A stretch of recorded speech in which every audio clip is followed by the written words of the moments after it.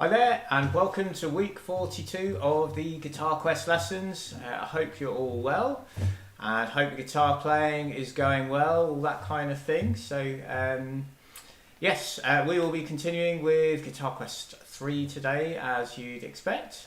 So we'll go back over a few of the exercises from last week, and then hopefully get onto some new stuff today. So the usual kind of things apply. So if you are on a device that has notifications like emails or social media or whatever, probably best to turn those off or silence them at least. So we get our undivided half an hour of guitar time. And that's sort of more or less it on that front, I think. If there's any children watching, then probably best to have an adult in the room just to help explain some of the concepts if required. Yeah, okay, we will crack on. So we're going to start off with tuning the guitar. This is our bottom E string, so you just want to adjust things a little bit to make sure it sounds the same. So here we go with the bottom E.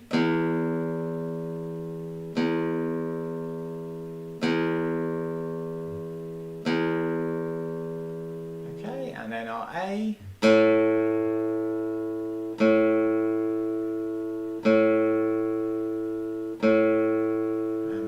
D,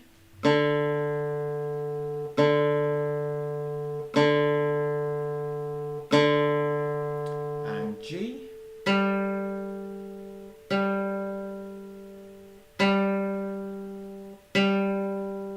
and then our B,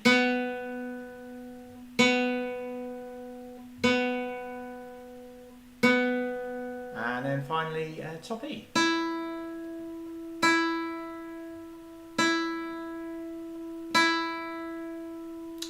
Good. Okay, that's tuning. In terms of posture, remember we want to keep the guitar nice and upright, so we don't want to let it sort of slip away from us in any way. If you have the guitar like this, if you let it slide a little bit like that, then you'll have to work a little bit harder when it comes to finding notes, particularly if you've got to reach over to get to the 6th string. Some of the chords, like maybe, I can't remember what chords we're going to play, but whichever ones might crop up today, those lower notes you might have to work a little bit harder. So I appreciate you can't see the fretboard quite as well, but if you can keep the guitar more upright, then that's just going to serve you better, and hope you get used to it, and it'll be better in the long run, definitely. So okay, so let's kick off then with a bit of a warm up. So we're going to go for exercise 7 today. So that is on page 6. So this one, we played it a couple of weeks ago, and it's got the B flat in it. Other than that, it's more an exercise, I suppose, on timing. So we've got our dotted crotchet and quaver rhythm. So remembering that's a sort of 1, 2, and 3, 4, 1, 2, and 3, 4. So that's the sort of timing that's going on quite a lot. Obviously, we've been through this one quite a few times before, so if you're unsure about it, just go back and watch the lesson from a couple of weeks ago, 2 or 3 weeks back now, and we'll have talked about it then in a bit more detail. But let's give it a go together. Remember, every line is played twice. So yeah, after 4, let's take it away. Here we go. So 1, 2, 3, 4.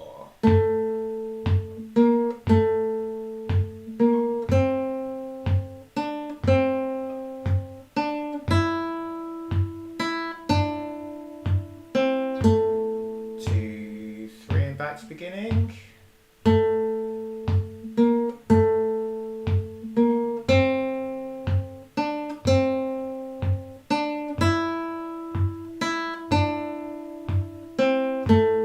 Two, three, 4 in the second line.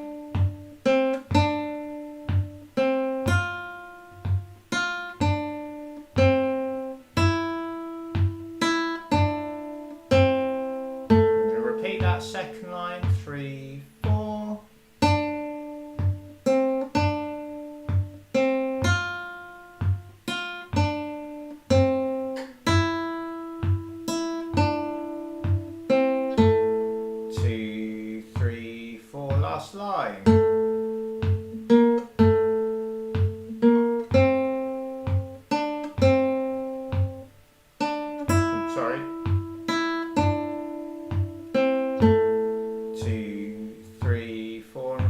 last line.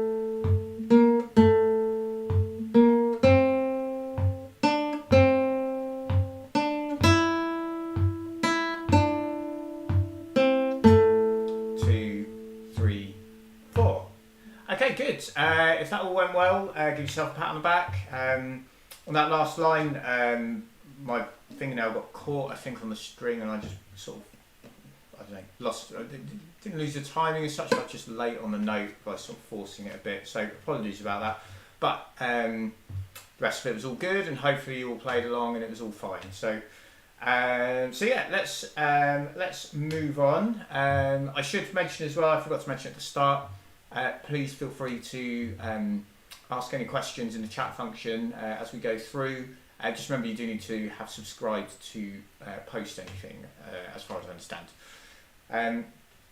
But let's go on to number 8. So this is a newer one from the last couple of weeks. Again, we've talked about it in a bit more detail in previous lessons. So we're just going to get stuck into it really today.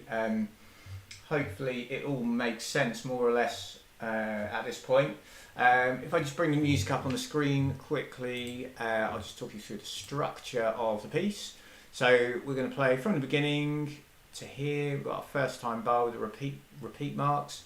We come back to the beginning again, do the first 2 bars, then we jump down here to the second time bar. We play all the way through, we keep going. Notice the opening kind of bracket of repeat mark there. So we play this bit and the first time bar, and this repeat takes us back to here. We play those 2 bars, and then we're going to skip over 1 and 2, and the first time bars there, and then come on to the second time bars to finish off with. So, as I said, we've played that one a couple of times before, so hopefully it's all making sense. So let's just give it a go. So after 4. Starting on the D, 2nd string, 3rd fret, watch out for the B flats. So we've got the 3rd string, 3rd fret, which we played in number 7, so hopefully you're okay with that one. And we also have B flat on the 5th string, which would be the 1st fret. I mean, B 2nd fret, B flat is therefore 1 fret lower. Okay, let's take it away. So after 4, here we go. So 1, 2, 3, 4.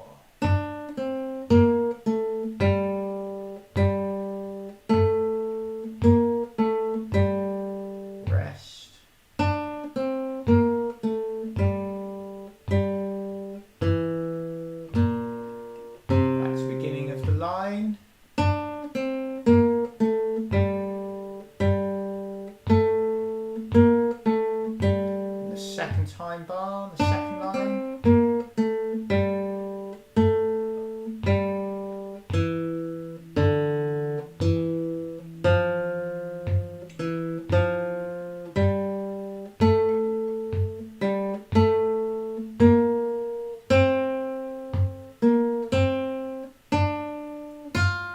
2, 3, 4.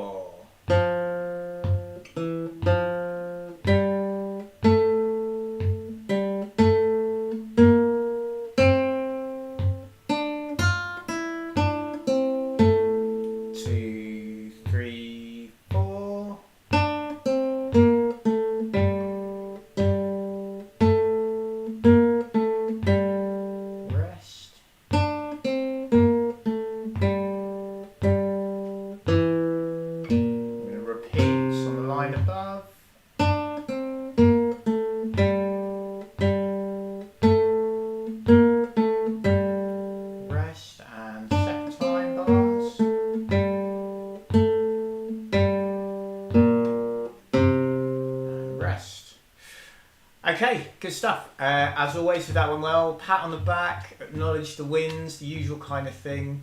Yeah, it's obviously a little bit longer, so kind of building the sort of stamina for playing and things is an aspect that we have to go through as well. So yeah, well done if it went well.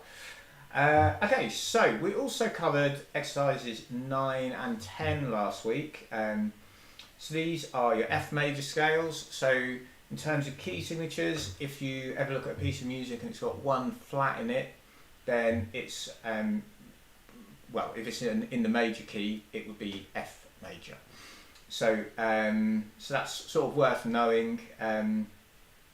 Yeah, depending on where you want to go with your playing and things like that, knowing sort of some of the theory and the scales and what key signatures are associated with them and things like that, it can be very helpful. So yeah, but we'll go into that sort of thing in more detail, because there's ways of sort of remembering that or figuring it out at least. So okay, so let's start with number 9 then. So this one we're going from the F on the 4th string 3rd fret up to F 1st string 1st fret. So it's all the natural notes apart from B, which is B flat. So we're going to get the B flat on the 3rd string 3rd fret, and we're going to take care, hopefully anyway, to avoid the 2nd string open, which would be a normal B. So we don't want that note, we're playing B flat instead. So good luck everybody. After 4, here we go. Okay, so 3, 4.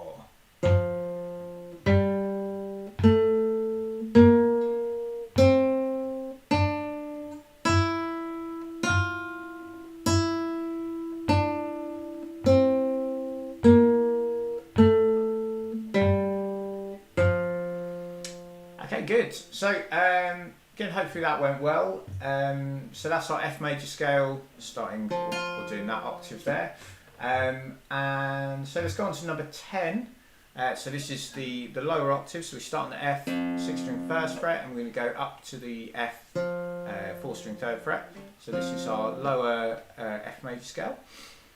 Okay, so after 4 again. Okay, remember on your right hand at this stage you want to be trying to alternate the index and middle fingers. So try to avoid using the thumb, because we just want to keep building this technique on the right hand as much as possible. Okay, here we go. So after 4, so 3, 4.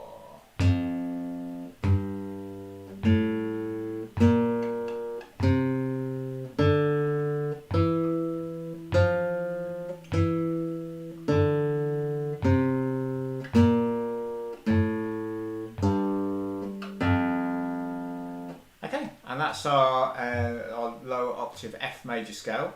So as a slight challenge, what we're going to do is attempt to play from this F up to this F. So bringing the music up onto the screen again, what that means is we're going to start down here, play these 8 notes here. Then we're going to come up and continue up to this F. So make sure we'll play that F there once, and we therefore wouldn't need to play it again there. So you've got an F, G, A, B flat, C, D, E, F, then G, A, B flat, C, D, E, F again, and then we come back down, same in reverse. Just once we get to that F, we go straight onto the E and all the way back down. So hopefully that makes sense. That's what we're going to try. So let's see how we get on. So starting on the low F, nice and slow. After 4, here we go. Okay, so 3, 4.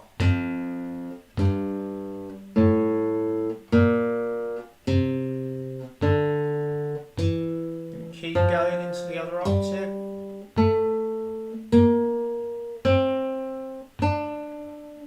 We're going to start coming back down.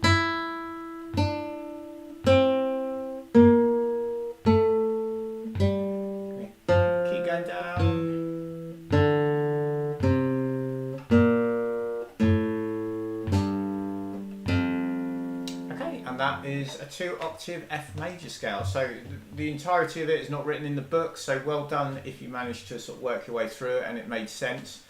But yeah, as a sort of an additional practice, you can run through the whole lot like that, like we just did, and you know, you're sort of covering both exercises in one hit if you like. So okay, so that's good. So let's turn the page.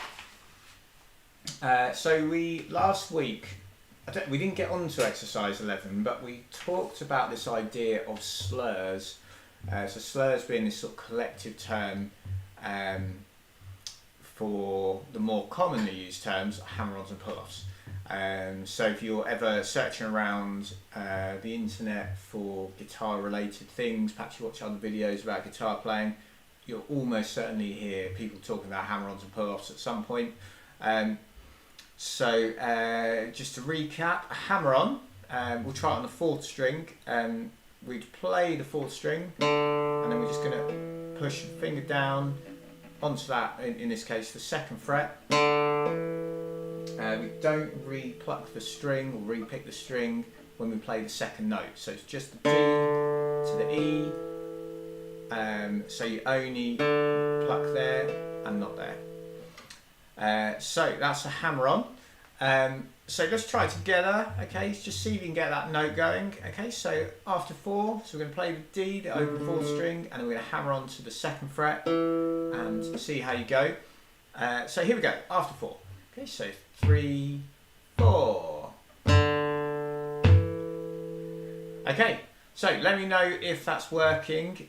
If it isn't, it's probably that you're not quite hammering down quick enough. If you're a bit sort of soft, with sort of a soft landing, if you like, that note probably won't sound particularly clearly. So yeah, it's got to be quite a definite, I don't want to say aggressive sort of thing, but you've got to be very firm in that sort of movement there. So yeah, okay, and then the pull-off is the other way around. So you'd say start on the 2nd fret, and then we just sort of flick down, and we get that open 4th string sound. So let's try that together. Remember, as you once you've played this note, you can sort of flick that finger down a little bit, so it's almost like you're plucking the string with that finger, and that helps maintain the energy in the string, which helps keep the sort of the dynamic level, if you like, kind of steady, or hopefully steady anyway. So let's give it a go. So starting on the E, 4th string, 2nd fret, do a pull off to the open D. Here we go. Okay, so 3, 4, E, D. Okay, and when you get used to it, that it will sort of work a lot easier. If you flick with this finger too much, you might bend the string, and if you bend the string quite a bit, you'll hear the pitch go up. So we want to try and avoid that. So we just want to try and make sure that we're getting E to D. And the more you do it, the more comfortable you'll get with it, and your technique is refined and so on. In a way, it's actually harder doing it like this rather than just playing in the context of a song, because in the song it's perhaps a more natural sequence of notes and a more natural speed to be playing at, and that kind of thing. So yeah, that's those are our hammer-ons and pull-offs anyway. So we are now going to have a look at exercise 11. So this one is using hammer-ons. We've got lines, there's 2 lines of music. We play line 1, line 2, and then repeat the whole thing. If you notice, again, I'll just bring the music up onto the screen. On this particular exercise, we've got the little H there for hammer-on. So I should say that the symbol for a slur is usually just that sort of curvy bracket there. Sometimes it can be a dotted bracket, but more often than not it's a solid kind of line like that. And so you might see an H, or if it's a pull-off you might see a P down there like we've got on exercise 12. But actually, again, it's probably more common, if we just skip forward very briefly, to not have those in at all. And so you just have that sort of curvy line there, and that tells you, because you're going from one note to another note of a different pitch, that you want to play that as a hammer-on or a slur of some description. It's basically just trying to make it as smooth as possible. So that's worth being aware of. Like I say, most of the time I think you probably wouldn't see H's and P's for hammer-ons and pull-offs, but you might do. And so just sort of be aware that that's what it means anyway. So okay, so I'm going to play you number 11. Now, to get the hammer-ons to sound this, it's actually quite difficult, particularly on a nylon strung guitar. So if you're on a steel strung guitar, you might find it a bit easier. Let me know what you think, if you're finding this easy or difficult or otherwise. The other thing, before we get started, I should mention is that we want the timing to stay the same. So for example, in bar 1 of exercise 11, we're going to go E to G, so E, G, G, E. So what we don't want is that sort of rushed kind of feeling where you've played the hammer on but you've come in too soon. Yeah, it's about a timing thing as well. So actually playing hammer-ons at higher speeds and higher tempos can actually become easier. So this is how it should sound with a hammer-on. So we're going to go open E. Now I'm actually having to hammer that down quite forcefully really to get the sound. I don't even know if that's going to come through the microphone. It is there, you're going to have to trust me on that. Hopefully you can hear it. Yeah, if you're not hearing the sound, I've just seen a comment there about you don't hear it. It's probably, you're going to have to try if you can to put the hammer down a little bit more forcefully. But I would say as well, don't overdo it. You know, this is a technique you want to sort of develop over time. If you're not hearing it, what you could try is playing it faster and hopefully the sound will sort of come out. So let's try it. Let's see how we go. So well, I'll demonstrate. If you want to play along, you're very welcome to. You could even not do the hammer-ons and just try and get the notes, get the timing down, and then add the hammer-ons in later. Let's try it. See how we go. So after 4, so 3, 4.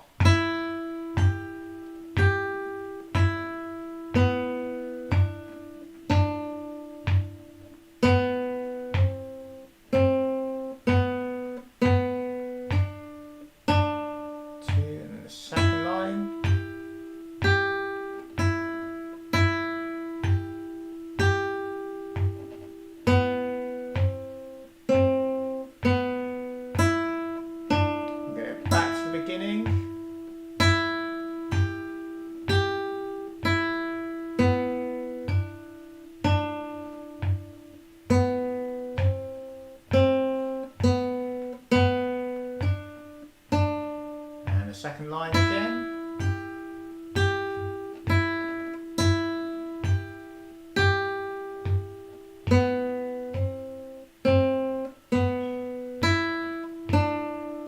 And rest.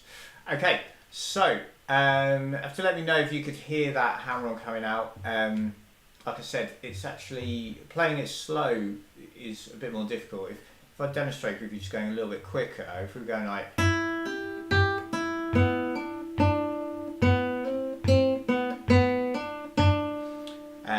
the hammer-ons do become a little bit clearer. So, you know, it's again, as I mentioned, it's just a sort of technique. It's an introduction to it.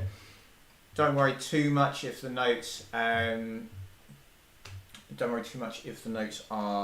not sounding as clear as you'd want them to at this stage, particularly if you're on a nylon strung guitar. So now, just see the question: can you recommend an affordable metal string guitar, please? That's quite a difficult one because most music shops stock different varieties of guitars, so I don't know what your local shop would have. I would always recommend going to a local shop rather than buying online, just because the quality, in my opinion, can be a little bit hit and miss with online guitars. I'm trying to think what, like over here in the UK, Cort guitars are usually on the cheaper end. I'm not recommending them in particular. They're decent, but they are what they are. You know, if you buy a guitar for £100 or $100 or something like that, you're going to get the quality that you get for that price. If you spend £1,000 or $1,000, you're going to get a much better guitar. So have a look around and see what your local music shop has. There might even be some second-hand ones that can be worth picking up as well. So hopefully that answers that one. So I should also mention the backing track is on my YouTube channel. So if you go to my YouTube channel and go down to the Guitar Quest 3 backing tracks, then you'll hear that one. There's also the way I played the bass on that backing track as well. I just mirrored the main exercise there as well, so that you can hear that melody in the background. So if you go, we've got the demo track and then the backing track. So if you go onto the backing track, you should still be able to hear the bass playing that. So you can kind of, make sure you're in time and that kind of thing. And if you feel confident with the notes, try going faster and see if it helps with the clarity of the hammer-ons as well. So, okay, let me just pop that song on just so we can have a listen. I'll just bring that up onto the screen. Hopefully you can see that. Okay, so this is number 11. Here we go.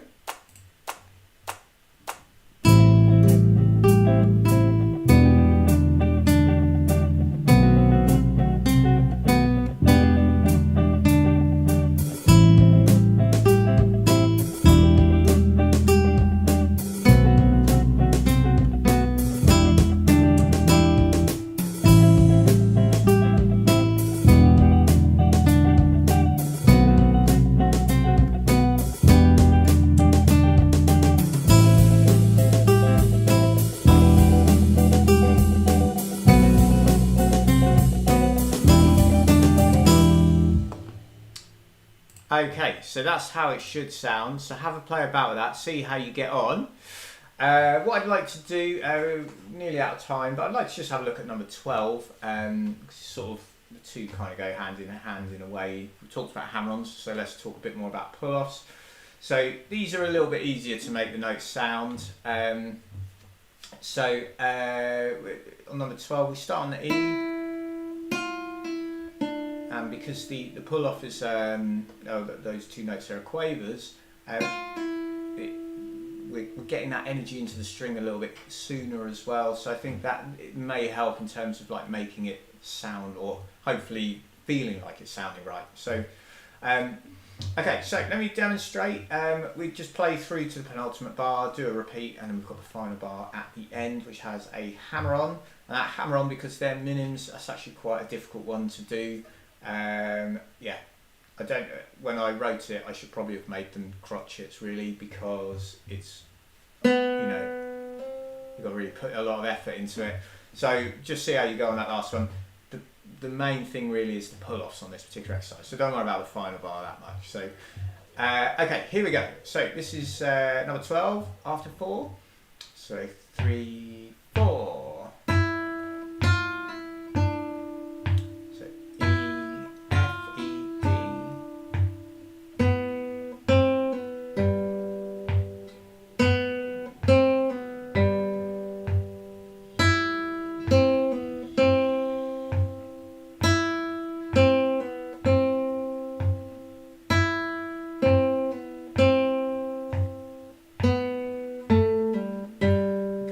Beginning.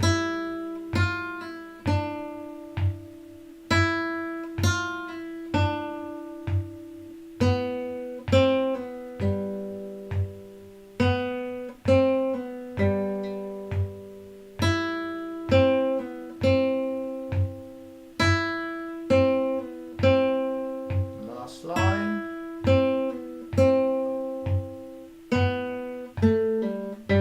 The final bar. Hammer-on. So yeah, that's our tune. Hopefully it makes sense. It's by now, hopefully those notes are relatively, sort of in your comfort zone, should we say. I think all of those notes we covered in Guitar Quest 1, which we were doing sort of a year ago now. So hopefully the notes are relatively straightforward to interpret. So it's then about the technique.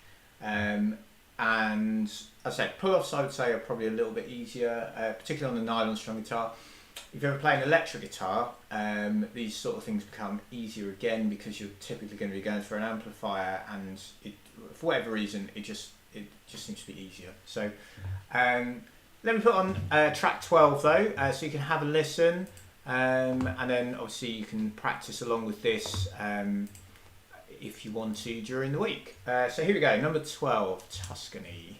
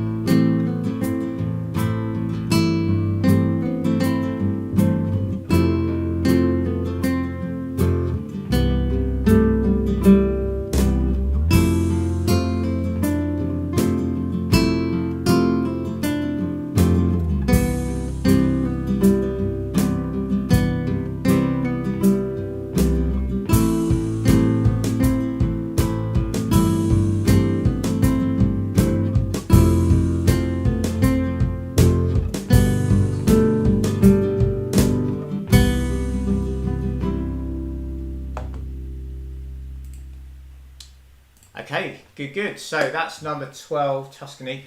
I should also mention on that backing track, you've got the 4 claps at the beginning, counting you in. So 1, 2, 3, 4. On beat 4, the bass plays a note. I can't remember what it is off the top of my head. So you'll hear it kind of, I don't know. Anyway, sorry, I'm muttering to myself now. It'd be the bass is doing something like 1, 2, 3, 4, 1, something like that. So just watch out for that. Make sure it doesn't put you off when you're playing along with it. But yeah, hopefully, otherwise that will kind of make sense. So I think that's probably going to be a good place for us to finish up today. So good luck with all the hammer-ons and pull-offs and things like that. Yeah, they're used quite extensively in guitar playing, depending on the style you want to play and things as well, obviously. But yeah, definitely a technique to try and get under the fingertips anyway. So good. Okay, so just to recap then, things to have a go at over the week. So I would suggest we have a go at exercises 9 and 10 as a warm-up next time. So just a couple of scales there. Our main exercise is going to be 11 and 12. We might go back over perhaps exercise 8 or something, just because 9 and 10 are quite short, and so 11 and 12, we, you know, because they're the newer kind of things, we might just chuck an old one in just to kind of get the fingers warmed up and stuff a bit more, particularly before we embark on these hammer-ons and pull-offs. So yeah, that's pretty much it. So I'll be back same time next week. So that's 6:15 PM UK time, 10:15 AM Pacific time. Yeah, if you enjoyed the lesson, please do give it a thumbs up. Please share it away with people. If the practice is going well and you feel comfortable, you're very welcome to record yourself and share it. So you know, can sort of you know, see how people are progressing and hopefully that they're enjoying it. So. Yeah, good luck with the practice, everybody, over the week. Have a great weekend, and I will see you next Thursday then. Okay, take care then. Bye-bye.